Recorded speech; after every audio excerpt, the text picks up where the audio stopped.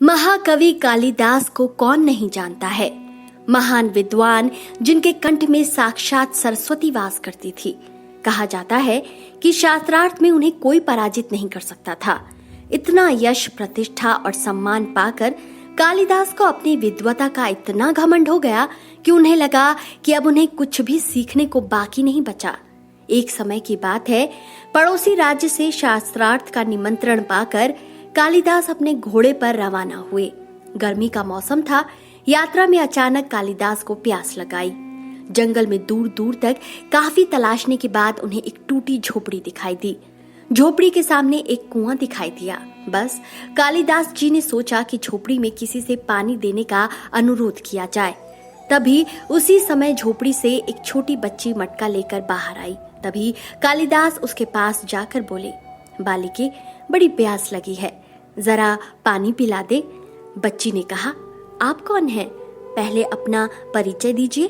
कालिदास को लगा कि अरे, मुझे कौन नहीं जानता। लेकिन बच्ची की उम्र देखकर प्यास से बेहाल कालिदास बोले, बालिके, अभी तुम छोटी हो, इसलिए मुझे नहीं जानती। घर में कोई बड़ा हो तो उसको भेजो। मेरा नाम और सम्मान दूर दूर तक है। कालिदास के घमंड भरे वचनों से बिना प्रभावित हुए बालिका बोली, आप असत्य कह रहे हैं। संसार में सिर्फ दो ही बलवान हैं और उन दोनों को मैं जानती हूँ। कृपा करके उन दोनों का नाम बताएं।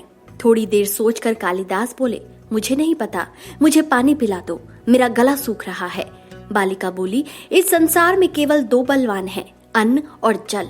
भूख और प्यास में इतनी शक्ति है कि बड़े से बड़े बलवान को भी झुका दे। अब आप खुद को ही देखिए, प्यास ने आपकी क्या हालत बना दी। कालिदास लड़की का तर्क देखकर चकित रह गए।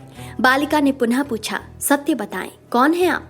कालिदास थोड़ा नम्र होकर बोले, बालिके, मैं बटोही हूँ।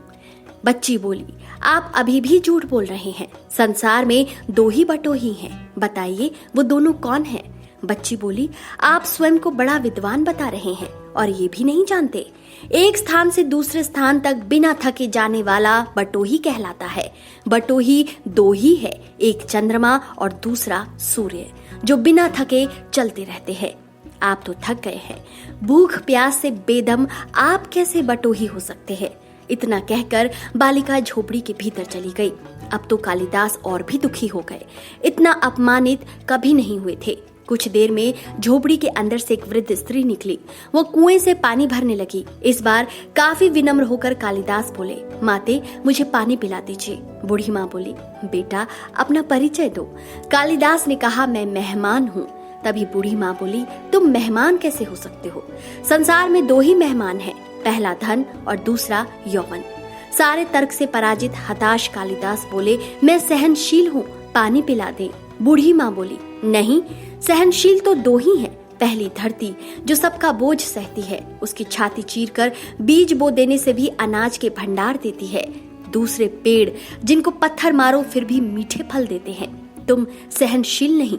कालिदास तर्क वितर्क से झल्ला कर बोले, मैं हठी हूँ। बूढ़ी माँ बोली, फिर असत्य। हठी तो दो ही हैं, पहला नख और दूसरा केश। कितना भी काटो बार बार निकल आते हैं। पूरी तरह अपमानित और पराजित हो चुके कालिदास ने कहा, फिर तो मैं मूर्ख ही हूँ।